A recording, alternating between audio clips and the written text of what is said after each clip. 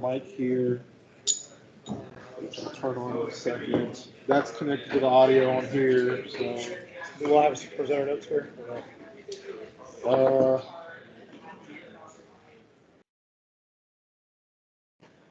I'm over here trying to touch like it's a Mac. I'm over here doing the command key up. All right, let's see. You're not going to get that, so let me see if I can give you the different view, though. Can I test this too? Yeah. Go ahead, try it. So that works, but you don't get the notes per view.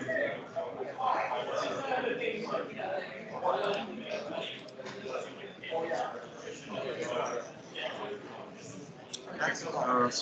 So what I'm going to do is then let me do this. I'm going to stop. It's not a big deal. I can just work around it. Well, I'm sharing the screen right now, so I'll just share the individual slide, and then you'll have your presenter view.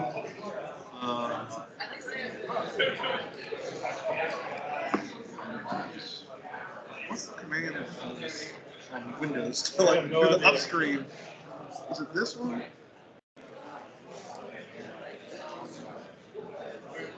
So that should still be recording. So like if we go back to, that's showing the main screen that you got going on.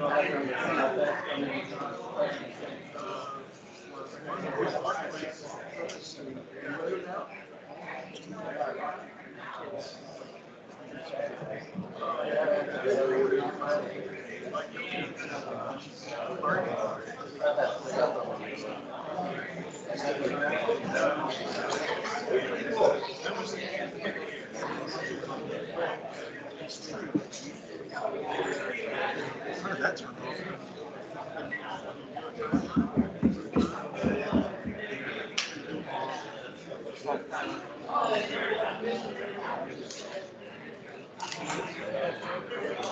So it's showing the presenter. Exit out and just play the slides. Play the slides off. And just make sure we're recording. Good. Here, slideshow. Beginning. Yes, you can move all that. There's a water under there if you need it. Okay, perfect.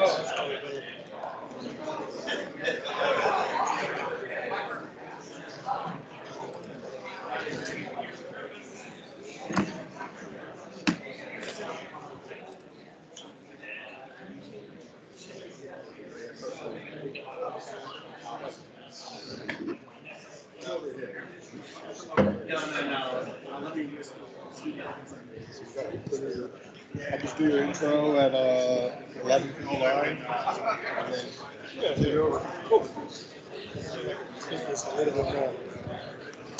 This is static, so you're not going to be able to do that one. That's good.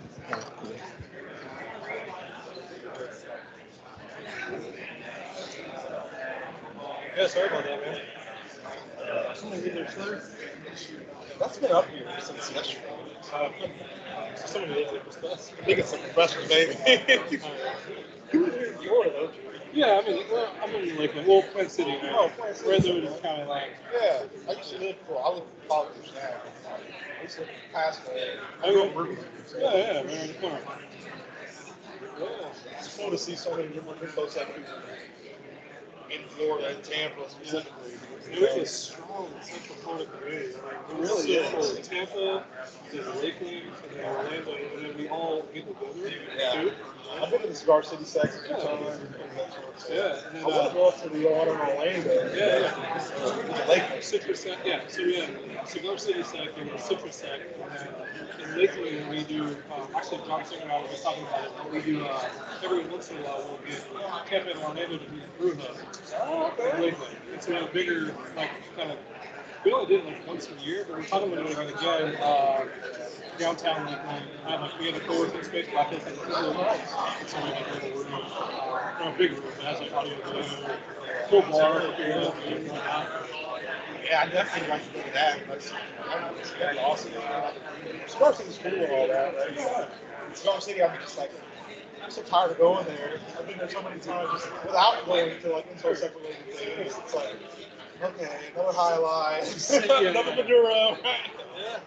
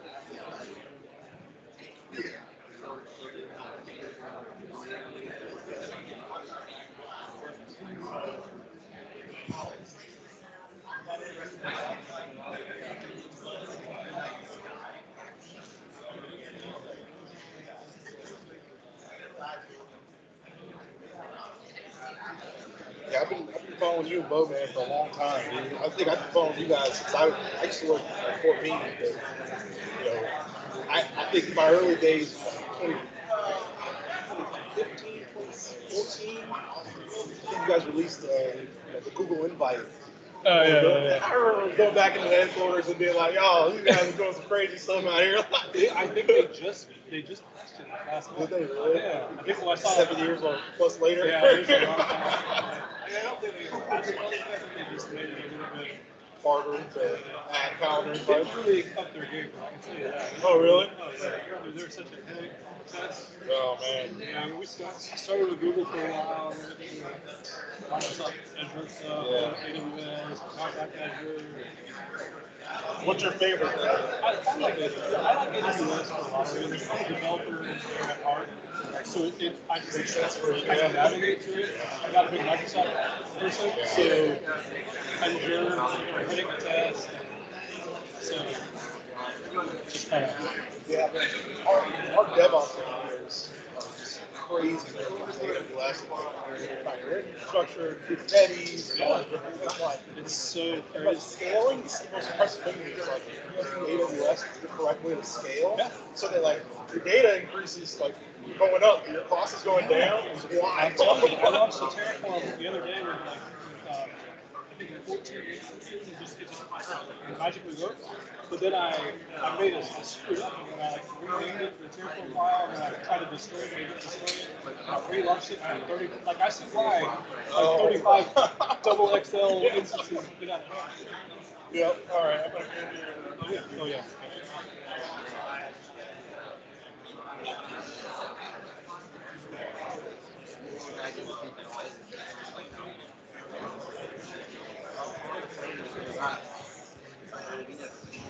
All right. Getting ready to start our next talk here. How's the sessions going so far? Is everyone having a good time? Get some energy. Let's go. Woo! All right. So here we have Mike Felch. Mike Felch is a red teamer and penetration tester with Black Hills Information Security, and he is here to talk about pen testing AWS. I'm excited. Without further ado, Mike, here you go. Thank you. So just a show of hands real quick, who works with AWS resources in their environment? Okay, if your hand is up and you're not a pen tester, how many do pen tests in their AWS environment already? Just a handful. Oh, okay. Sweet. How many are pen testers? Okay, so the same hands. All right, cool. So we're going to just walk through some of the pen testing with AWS. Now, this is like, a hot topic. We've had some talks earlier today, like Bo did an awesome job covering some of this, so there's going to be a slight overlap there. But the idea behind this is we're going to look at targeting AWS from a pen testing perspective. So the reason why I asked that initial question is if you're responsible for AWS infrastructure or managing projects that use AWS in that environment, the one thing that I want you to take away from this is what to expect from an AWS pen test as you're walking into it. If you're a pen tester and you're walking into this talk, then I want you to kind of consider it. If you haven't already started pen testing cloud, use this as a catapult. Because I think I cover a lot of different content here. I'm going to try to go through it pretty quick. I'm going to make the slide decks available as well so you have the reference. There's just a lot of content here to cover, and so without further ado, just kind of step through this. So as he said, my name is Mike Felch. I've been in the offensive security world since around like 1997. My first exposure was a CGI bin PHF vulnerability, which was super cool back in the day. And I've also been writing software for a really long time, back from like the VB3 days. And so, and I got my start in the BBS world. My dad was an engineer, and so I kind of got started with BBSs and backdoors within BBSs, and so it kind of just piqued my interest. And since then, I've just kind of stayed in this realm for some reason. But that's kind of me. And so about this talk, this is not a reflection of Amazon specifically. They are a phenomenal company. They provide a lot of different security controls to implement, but a lot of times we're putting these environments together and it leads to a lot of insecurities. So this talk is going to kind of cover a lot of that, and then looking at it from like using like the CLI and some other tools. And so we're going to dig into some of the services, and then we're going to try to scale this, because if you're like some of the customers that I've had to pen test before, it's usually not just one AWS account or 3 AWS accounts. It's usually like 20 AWS accounts. They split them up into different silos within the business structure or in the SDLC. So they have a dev, and then they have a prod, and then a test, and a stage, and a UAT, and they just set it all up where they're separate accounts. And they're wanting us to come in and kind of do that. And then the other side that we're going to cover a little bit is just reporting, which is the super boring stuff. But I want to kind of make sure that I give you what you need in order to know just kind of how to present this stuff. And so with that, the agenda, we're going to look at just from a high level testing overview, and then we're going to look at how to provision our access whenever we're going to do a pen test. So we're going to pen test an environment. It's going to be specifically on AWS. How do we set up for our initial access? And then we're going to walk through your traditional pen test phases. That's going to kind of break it all down. And then I have a tool that I just released that'll help you a little bit on some of this. It's nothing super sexy, but it's still fun. And then we'll have some closing thoughts. And so from a high level testing overview, what we're looking at is like an organizational structure where they roll AWS accounts up underneath that organization. So when we talk about organizations, that's what we're talking about. The AWS account, not to be confused with an IAM account, but an AWS account is going to have, we're going to have one or more AWS accounts that we're testing, and sometimes they have resources that are in different regions of AWS. And so we're going to try to leverage this for scoping our pen test. So as you're going and you're on the scoping calls, or you're trying to figure out how much level of effort it's going to take and actually to pen test the environment, some of the things to consider is how many different AWS accounts. And then we would like to know how many resources are in there, but that can get really tricky, right? Because we have the whole idea behind cloud is scaling. So we might have one resource that looks like 20 resources. So do we have 20 resources, or do we have one resource? Is it up and down? And so it's kind of tricky to scope a pen test based on the number of resources. And it also depends on the client or your environment. Sometimes they want something completely different. They say, hey, we just want to know what's the impact if our developer gets compromised. So we're going to simulate starting from a developer role and then trying to pen test the resources from that compromised position. And so that's kind of what we're looking at when we talk about what we're actually testing. When we talk about resources, if you're not familiar, just to kind of go over it really quickly, resources are really going to be the infrastructure that we're using. So in this case, EC2 for virtual machines, or for object storage, we're going to look at S3. If we're looking at relational databases and they have applications and all of that, that might be RDS. Sometimes it's even serverless compute, where they're not wanting to roll out any infrastructure. They're just wanting to take the code, throw it into some serverless microservice, and run the code, and then give us the result. And there's lots of resources within AWS, and there's lots of different service types. And so they're pieced together like Legos. Now, the thing about that is when it's put together properly, it can be hard to break apart. But when it's done wrong, it could have major consequences. And so we're going to kind of look through some of these. And then the idea behind it is we're going to try to exploit a resource and then interact with other resources using that initial compromised resource. And so when we're talking about scoping, how many accounts are we talking about? 5 to 10? Are we talking about plus 100? The best way that we've found to scope the pen tests is, if it's only 5 to 10, we could probably get that through, within a week or so for like a pretty decent in-depth test of the resources and the services that you're using. If it's a lot of accounts, I've had some where it was like 186 accounts. We usually time box that. And then we're trying to cast a wide net and then focus on the priority issues that we've arose rather than go deep dive into every single policy of every single service. The other thing to really know that might be really useful for scoping is what regions are they using? And so a lot of times they might only use US East 1. Well, that's really good to know because if you have to go through your reconnaissance, you're going to have to enumerate those regions for each account. That could exponentially increase the amount of scope that you're actually doing the test. I think the other thing that's really, really important is understand that these are the expectations that we really want to set during the scoping call. Because the last thing you do as a pen tester, as you're walking in and you're starting it, you have your rules of engagement call, you're kicking off the test on Monday, they say, that you get in there and the next thing you know, you're testing 50 accounts and you only have like 5 days. Like that's just crazy. And so setting that expectations up during the call and really understanding what the client needs are is super important in order to do an effective pen test. And so one of the components of this is IAM. And so this is the identity and access management. This is how we're going to get our initial access in order to start the testing. There's a number of different ways to do this. One of the solutions is they could just create, your IAM account or IAM user. But what we're going to want is we're going to want read-only access to the environment. And so we could provide a policy that has all of the read-only access to the resources. This is not going to give us any ability to interact with the resources outside of reading those policies that are associated with it. So IAM is going to control the access to the resources for users, for groups, for all the permission models that are based behind it, and it's going to use these policies in order to kind of differentiate between what users have access to what resources. And so these policies are going to be applied, or the permissions of the policies are going to be applied for resources to the specific users. And so there's also password policies that you can create, and that's going to manage all of the MFA and anything that you would want. So IAM, that's pretty much what IAM is. Anybody that's familiar with your identity and access management, it's the same thing. I throw this slide on here for more of the terminology because it's kind of different between some of the cloud providers. And then a principal in this case is any AWS user, any role, any AWS account. That's the word principal. So you'll see that in a little bit later. And why is all of this super important? It is because vulnerable policies are what we're going to use as the entryway into exploiting the resources. And so we're going to start with that read-only access, and we're going to try to exploit from there. And so let's just look at what that is real quick. This is just a sample policy. These policies, I know it's hard to read, sorry for the colors, but the idea behind the policy is you're able to specify what type of action and what that action is applied to and what resources are governed by that policy.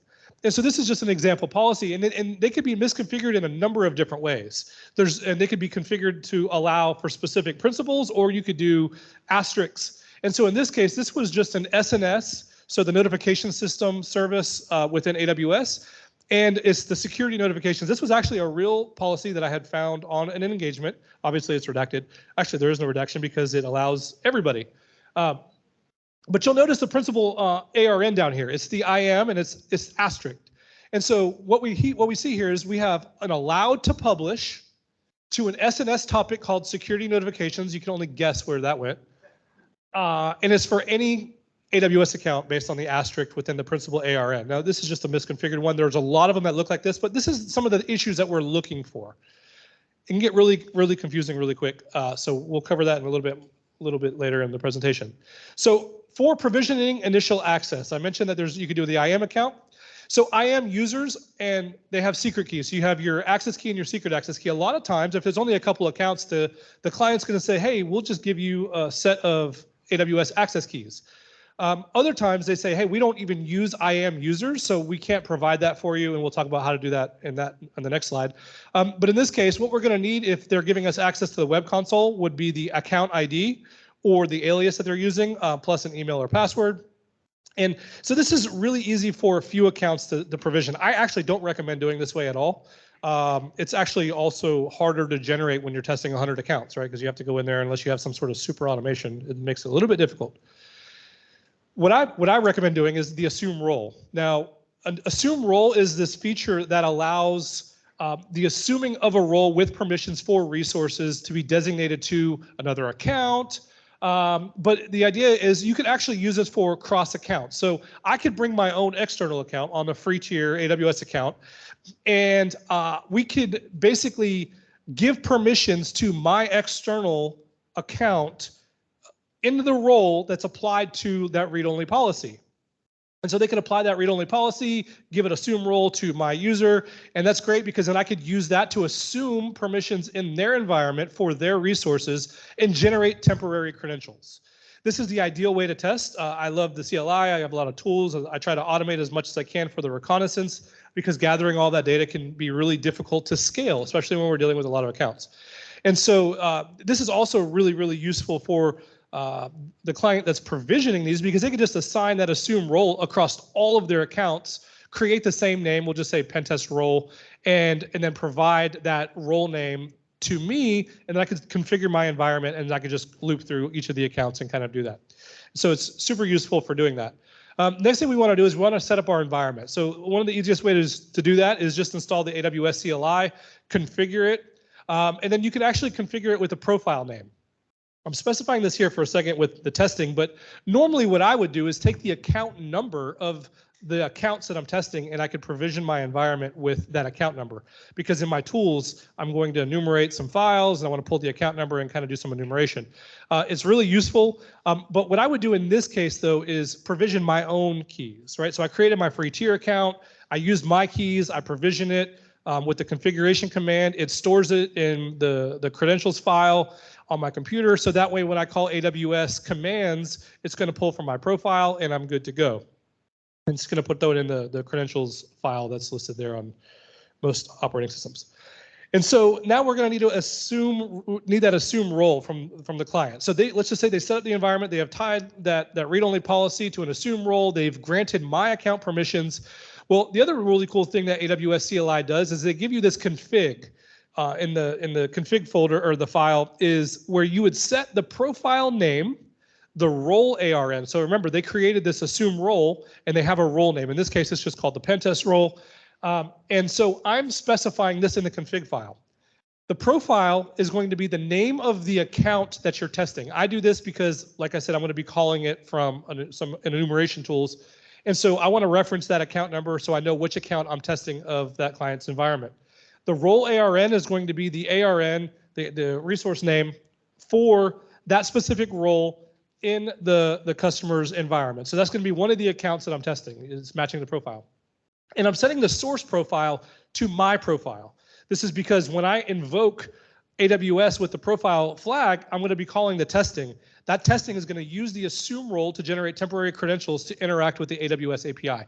This is how we're able to environment cross between mine and the testing environment in a way that gives us the ability to read the resources. And so once we have that set up and configured, you're going to want to do this ahead of time. Before the engagement starts, you're going to want to test the access to make sure that that assume role is generating the right roles and responsibilities that you have so that you can actually do the testing. And so if you just called the STS get caller identity, you should see the results with the ARN, the account number, and the user ID, and you can match that with what the customer provided you. If you get an error here, your configuration's messed up, something's not right. 9 times out of 10, they didn't apply that role to your account properly, and they can go back and kind of tweak it. And this is super important to do because if you're doing it with 100 accounts, the last thing you want to do is find out that 20 of the accounts aren't working for some reason, and now you have to go back to the customer, you lose a day, and so you want to kind of avoid all of those types of headaches beforehand. And so let's talk about reconnaissance. This is the first step in our pen testing phases. So what we're wanting to do is for every AWS account, we're going to pull every region in that account and we're going to retrieve each of the resources. You can imagine how bad this scales when you're trying to do this, kind of across a lot of different accounts. And so while we're at it, we're going to want to pull the policies because we need a quick way in order to determine whether or not that policy is vulnerable. Now you could dig in and I highly encourage you to do that once you identify what resources are there.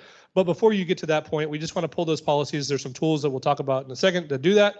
The first tool is going to be Scout Suite. Now, this is a tool that I thought was no longer around. I thought it was dead because they haven't had any pushes in a while, but I found a new branch on the GitHub. And so they're going to be, I guess, doing some releases soon, hopefully, because I see a lot of activity on the dev branch. It doesn't find everything. But it is really great at finding just the initial snapshot of the resources and some of the common misconfigurations. It's pretty good at identifying profile or policies that have misconfigurations. And so it'll give you that low-hanging fruit right up front and say, hey, there's something going on here. You want to dig in here. But the other thing that it doesn't do is it doesn't retrieve all of the resources. So that's the other problem with Scout. Awesome tool, does a great job at doing what it does, but it doesn't do everything. So you're going to want to continue. And so this is the nice report that it generates. So as you can see, it breaks down some of the services. It shows the number of resources that it identified, the number of security rules that it's scanned against. So this is built in the Scout suite. It's kind of how it identifies the vulnerabilities, the number of findings that are there. And you can dig into these at a little bit more of a granular level. Now, it does AWS, but it also does Azure, GCP. It does some of the other more less popular cloud providers. But I haven't used it for any of those things. I use it for Azure as well, though. There's another tool, though, called AWS List All.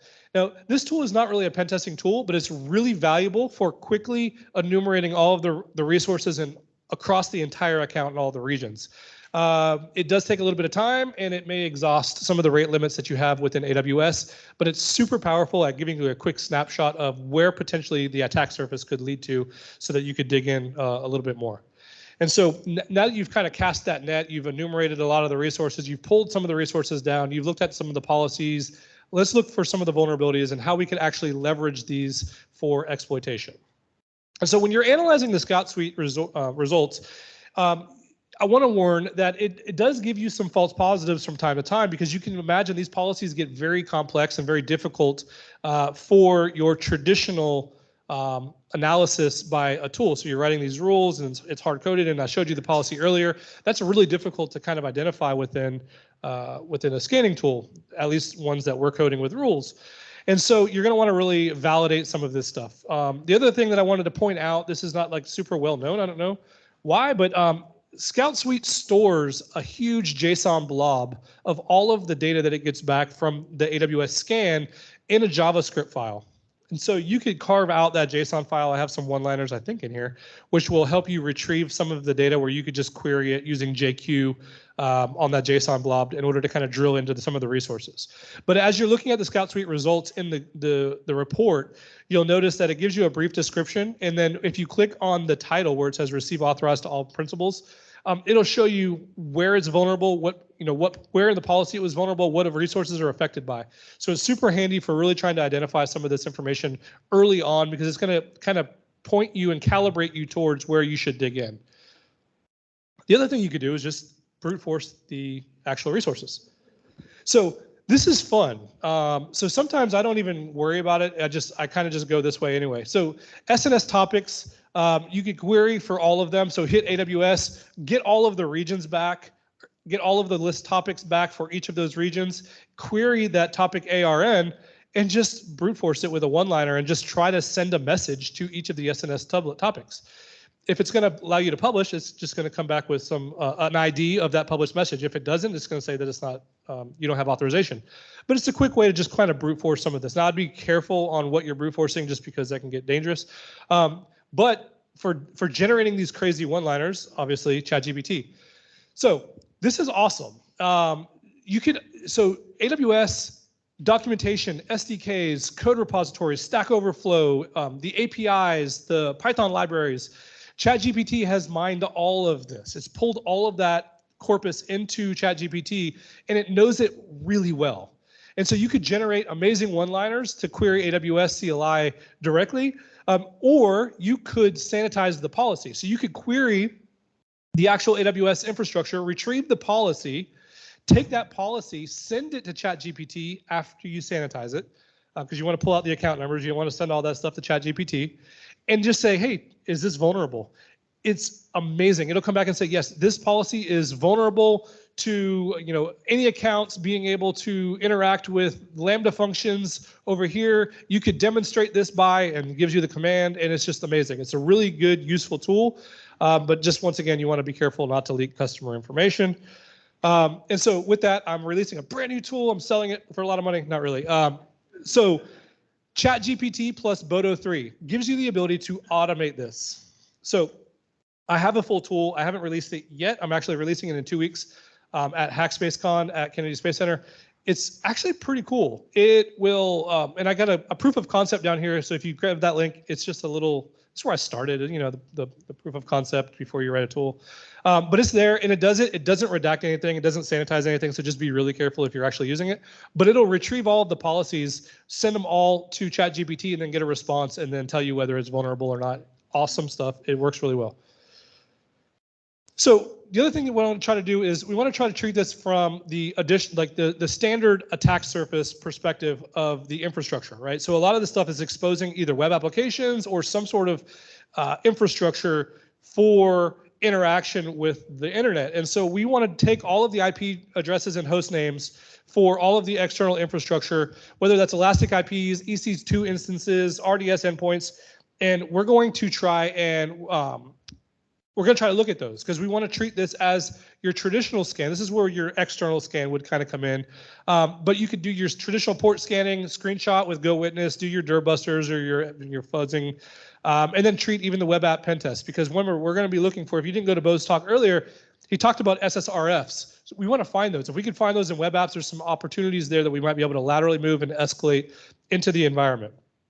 And so the other thing that I like to do is when I'm in there, I will pull the IAM users to retrieve the IAM usernames and the credential reports from the AWS IAM. The reason is because these cred reports show whether or not MFA is enabled for the users. It tells you their password last change date, when that account was created. And the reason why that's important is prior to November 18th of 2020, there was no default password policy for AWS.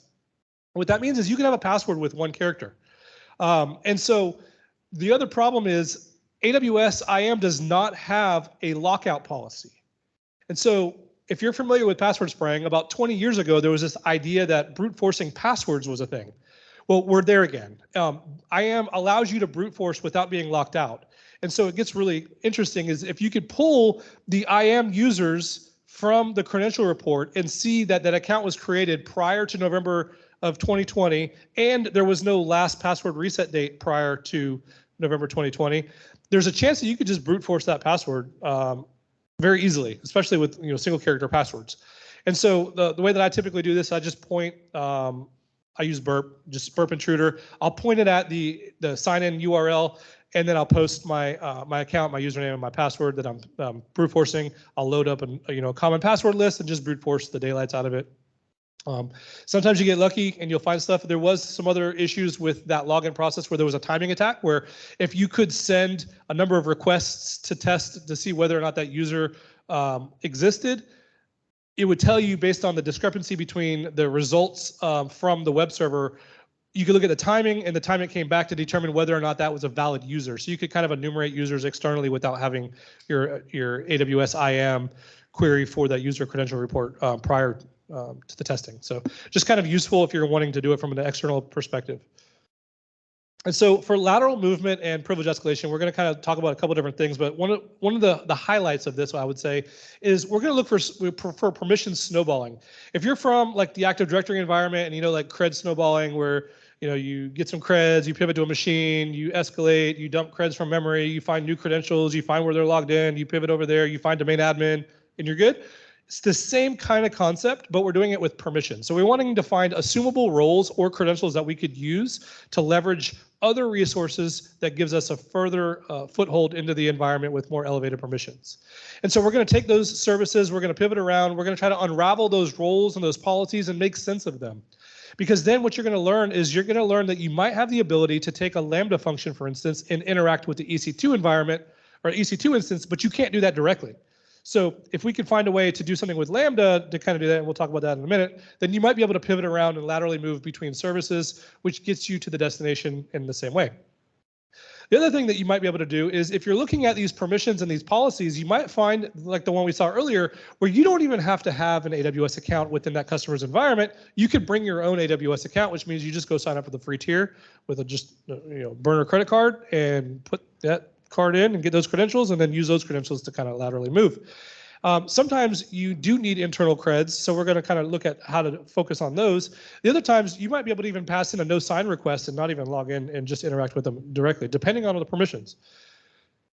And so one of the components that we're going to really want to focus on these tests is third-party services. And the reason why I focus so heavily on this is because a lot of places within Amazon resources, you could put plain text credentials, and it's everywhere. So EC2 user data is like a script that you could kind of provision within the EC2 instance to trigger some code execution whenever that EC2 launches. That user data is base64 encoded, and a lot of times they'll set environment variables, or they'll put like command line arguments that contain credentials or tokens, and they'll try to provision that environment with these. So if we look and we pull the EC2 data, the metadata for that, we'll see the user data blob in there. If we base64 decode that, we'll be able to see whether or not there's plain text passwords in there. Now, if you do that across the entire environment, you'll be blown away how many credentials you'll find. I've leveraged EC2 data in order to compromise Microsoft SharePoint, because for some reason, the EC2 data was provisioning something within there with some credential tokens that interacted with SharePoint. So I was able to laterally move between clouds. Other times we were able to just completely disseminate the whole entire environment just because of credentials that were in there. Lambda function code is another really big one. So Lambda is that serverless compute. You push your code up there, it runs it, but you could provision it with environment variables. Those environment variables are the same thing that you can imagine within infrastructure. They're environment variables for the context of that code to be ran. So access keys are provisioned in there all the time. Another thing too is if they're deploying cloud formation stacks, there's a lot of parameters that they could provision within those stacks, plain text passwords in there all the time. Now there's ways to mitigate this, that they don't have to have them in there as plain text, but a lot of times we find them in there. If they're pushing code, the code build environment variables is another one. The SSM parameter store, there's actually a secure string within the SSM parameter store where you're supposed to store sensitive data, but a lot of times if you look, there'll be plain text strings in there because they're not using that type. And so you'll all the time find more AWS keys. Now you find AWS keys in a Lambda environment, you load those back into your environment in your, you just do your AWS configure with those new credentials, and you start the process over, because now you have access potentially to more resources or more permissions to the resources that you already know about. The other thing that you'll find in here is a lot of third-party services like Datadog and Docker. I found Docker keys where we're able to pull private stuff. Slack hooks, so they send messages to Slack or to Teams. You'll find those hooks in there all the time. I compromised an entire mobile device fleet because their third-party service was, the token was in there to be able to interact with it. So you just really want to slow down. As you're finding these credentials, a lot of times you're not going to know what they are. You're just going to see these weird variable names. Spend some time trying to decipher what those are, because once you do that, you'll find that it's a really useful attack path in another direction. So let's look at some of the issues where policies have higher permissions than they should. So if you have the ability to create a policy version, this is interesting, because if you have the ability to create a policy version, why don't you just create your new policy and then attach that policy version to an existing policy and then set it as the default policy, right? Because if you're a part of that policy, you just escalated your own permission model to that, or you could just attach a new policy. So attaching user policies, group policies, or even role policies. And there's also these inline policies where it's very similar, but it's a one-to-one relationship where you're attaching it to a specific user. So that policy goes to that user. If you have these types of permissions in these policies, there's a potential for attack, privilege escalation opportunities, or if you can update assume role policies. This is just where if an attacker has the ability to update that assume role policy, if you just update that policy and, I don't know, give yourself more permissions, then it's good. I did want to highlight Spencer here. A lot of this research is from Spencer. Spencer passed away a little while ago. He was phenomenal at a lot of the AWS work. A lot of the work that I've researched was building off his work already. So, but I put a link there. He covers more in depth some of these privilege escalation methods. So just kind of threw that on there for the slides so you can kind of follow it up if you want to dig into it more. Some of the more odd permissions that we see is pass role. So if you could pass an existing role to a resource or service and then use it, you could pretty much pass whatever role you want to pass to it. So if you wanted to launch an EC2 instance, there's some stuff where you could actually pass that role and it'll call it on behalf of whatever role you're passing in. So it's kind of like, if you're familiar with like sudo for like Linux or Mac, like sudoers being able to call it from a higher level permission, that's kind of what pass role is. So you could pass in the permission and then kind of call it. It gets a little bit more complex, but the other thing to look for is not actions. So not actions are weird because if you don't specify all of the not actions, then everything that you don't specify is an action. So if you see not actions with plus effect, then it's creating a prevent list which is not really good, right? Because that means everything else is prevented. You have to have a really large prevent list.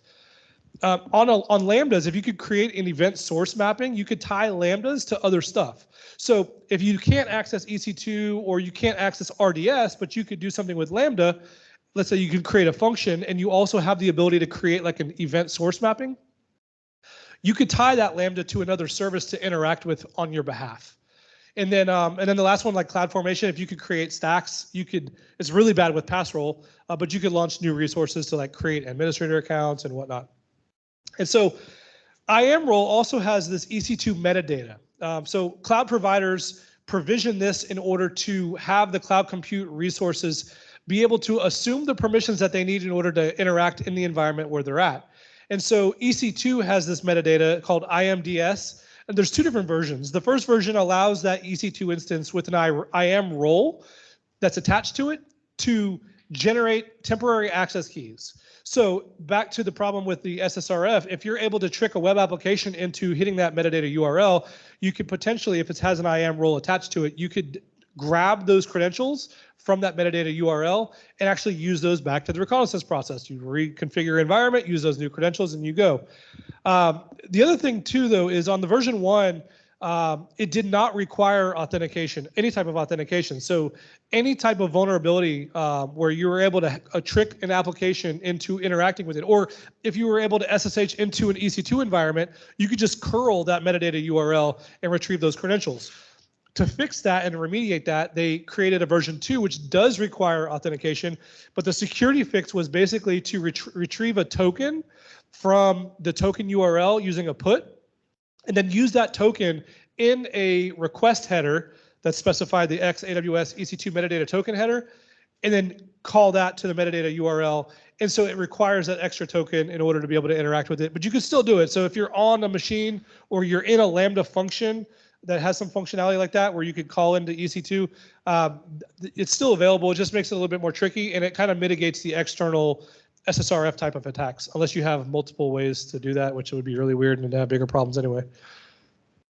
And so the other thing that we can look at is within Lambda. So Lambda with an assume role is really valuable. So you're going to want to look at the inline and the managed policies and all of the policy versions. So you're going to look for that assume role with either your principal ID, your account ID, or for anything with an asterisk or an account that you have access to. And then if you call the AWS STS assume role with that ARN, once again, you're back in there. Now, this is the same way we provisioned our environment. So if we could leverage that assume role, we could do the same exact thing. But what we're going to want to try to do is use these creds to see if we can create functions or update function code, or you can even add new layers to the Lambda function, which is basically just another way to have code in there without having code in there. And if we can update those function configurations, we have the ability to leverage Lambda with these assume role so that we could take our code, put whatever code we want in there. We could just say, query RDS and give me back all the data. And we create a function in Lambda. We push that create function code up to Lambda. We use that Lambda to pivot over, and then we get the data back and kind of go from there. So it just gives us a quick way to kind of do that. Or we could launch EC2s with instance profiles. So we could check inline and manage policy versions again. If we have the ability to do run instances, great, we'll just launch an EC2 instance. If we don't, we might be able to create or add or remove instant profiles, which is going to provision a new EC2 instance. We do that with our own keys, and we could use that to SSH in. The beauty behind being able to SSH into your own instance that you just launched is it's usually launched within the VPC, that virtual environment, and we might be able to interact with the other resources directly, because a lot of the security groups are going to restrict outside access, but they might provision it where inside that VPC, we could actually see the resources, and the firewall has holes there, so we could use that for lateral movement and interacting with it. The other thing is if the SSM nodes have that send command availability, we could just call run shell script and just literally remote code execution and send it across the board. So it's super useful if we see these types of commands to really dig into them a little bit more to kind of see what we have. Cognito, if anybody familiar with Cognito, it's kind of a weird one. I don't see a lot of people that know about it, but it's really useful in hardware devices that are interacting with the cloud or mobile apps. So it's basically a federated way of managing access to an application using like third-party authentication providers. So using your Google account to log into a hardware device that's communicating with AWS, for instance, like you're provisioning your new router and it's super cool and you're doing all this stuff and it lets you log in with your whatever credentials you want. User pools manage the identity access for creating new accounts, for signing up. So you're creating a new account. What ends up happening is once that user pool assists us with creating that account, it goes to the identity pool to see what permissions we have available to. So we can see what access we have. Sometimes those identity pools are hard-coded in a mobile app or a hardware device. If we could get those identity pools and interact directly with it, we might be able to generate temporary credentials, because that's what the identity pool does. So your user logs into a user pool of an application. That user pool gets access to the identity pool that it needs. You use the identity pool to retrieve temporary access keys, credentials, to log into whatever environment you want or whatever they give you access to. So a lot of times these are super loose, right? So they're just giving you access to a lot of stuff. So you use those credentials that you just generated, log back in, do your configure, and redo your reconnaissance. And you can find these everywhere. Sometimes they're in JavaScript, sometimes they're in response headers when you're making web requests. Sometimes they retrieve like a JWT that interacts, that use that JWT to interact with AWS. So it just depends on what you find. But these identity pools can be pretty easy to do. So at the bottom here, I have the Cognito identity to get the identity pool. And then you could use the get credentials for identity and just pass in that identity ID, and it just gives you your temporary credentials, and it's pretty cool. So data exfil. So AMIs, these are super useful for when you're creating an image that you want to launch in a repetitive way with EC2. So the thing is, a lot of people don't realize that they have public exposed AMIs on the web already. So you could do this either using describe images, or you can go to your web console. You could drop over to your AMIs, and there's a drop down. It defaults to owned by me, and usually you have nothing in there unless you have created one. If you drop it down to public images, these are AMIs where I can literally take this AMI and launch my own EC2 instance with those images. Now, some of them are for like the marketplace. Some of them are just default. Some of them are just accidentally exposed. Like I found one on an engagement where the AMI was actually public. It was on accident. I thought it was just like a public one that they were just reusing, but it ended up being one that they accidentally set. And then you just mount that into or use that for your EC2 instance, and then you're back to 1999. You're enumerating the file system, looking for credentials, and doing the whole thing. So it's just big problem.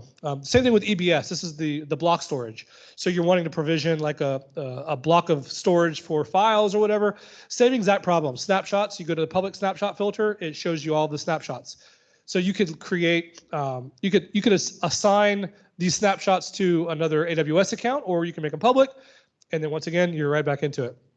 Or if you're on an engagement and you have the ability to modify the attributes of a snapshot in your customer account, you could just take your external account and then modify the snapshot attribute with the snapshot ID of the one that you're trying to exfil.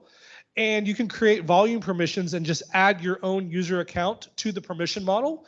And then you can go to your account and then just create a new volume with that snapshot because they've shared it with you. I would never make an AMI public, all the way public. I would always share it with my external account if I did it. You may also want to verify with the customer that they want you to test this before you do so. Sometimes just telling them that, hey, this is vulnerable to this is good enough, and they'll look into it themselves. But just be careful. And then hacking S3 buckets. I'm going to kind of slim through this because a lot of people know about the S3 buckets. So inspect the HTML and JavaScripts. A lot of times you can find the URLs for these S3 buckets and then just kind of brute force to see if you have access to it. There's a lot of tools out there that kind of do this already.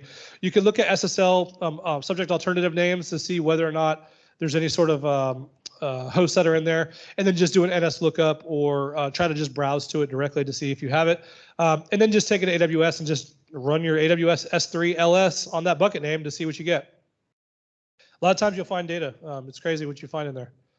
And so for scaling, so this is just a quick way to scale these pen tests. So I told you, I kind of gave you the rundown of what we're doing here.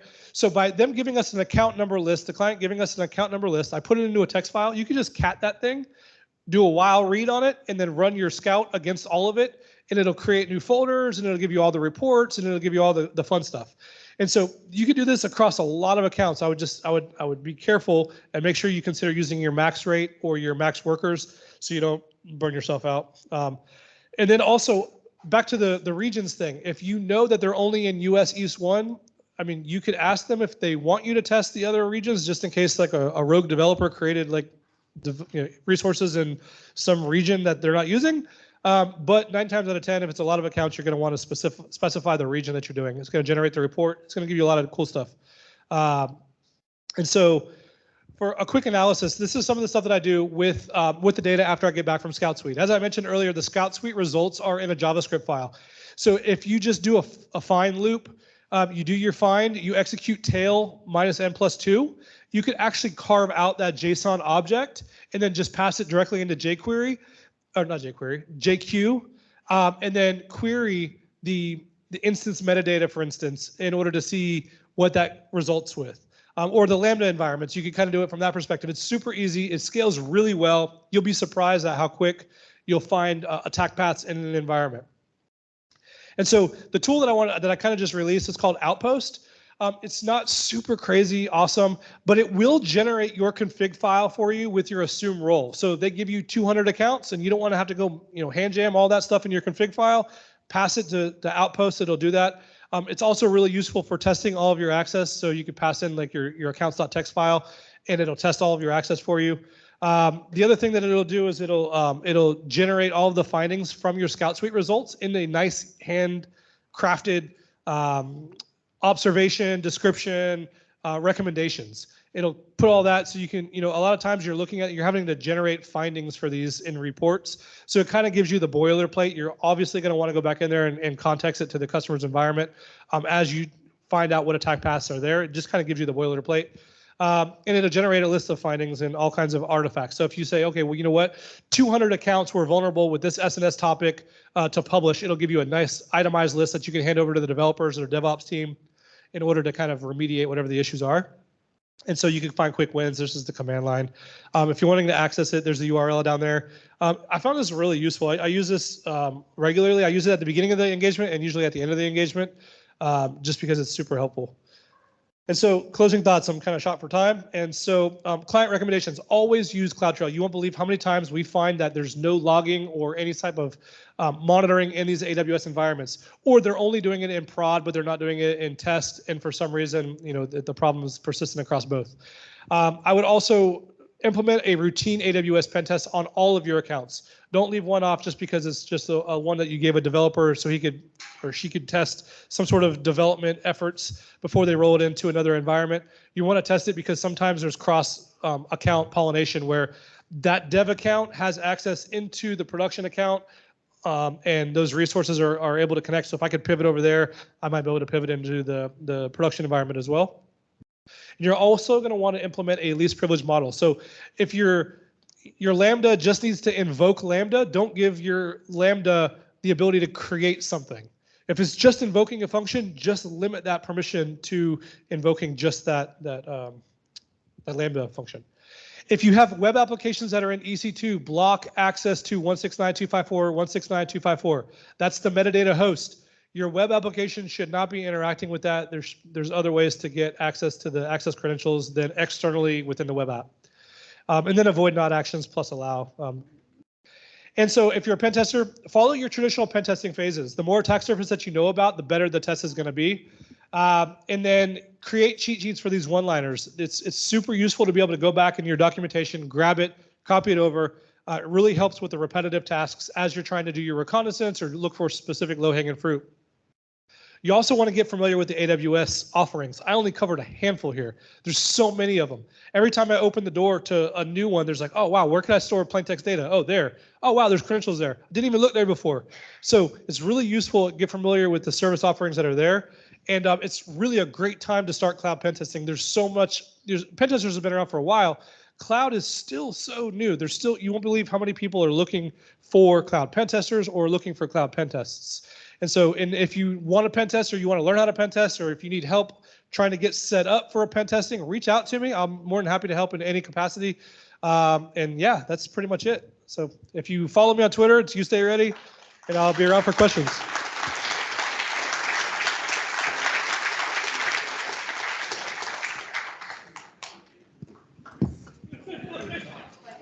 Awesome. Great talk, dude. I had to get a break, so I missed like 20 minutes of it. That's fantastic.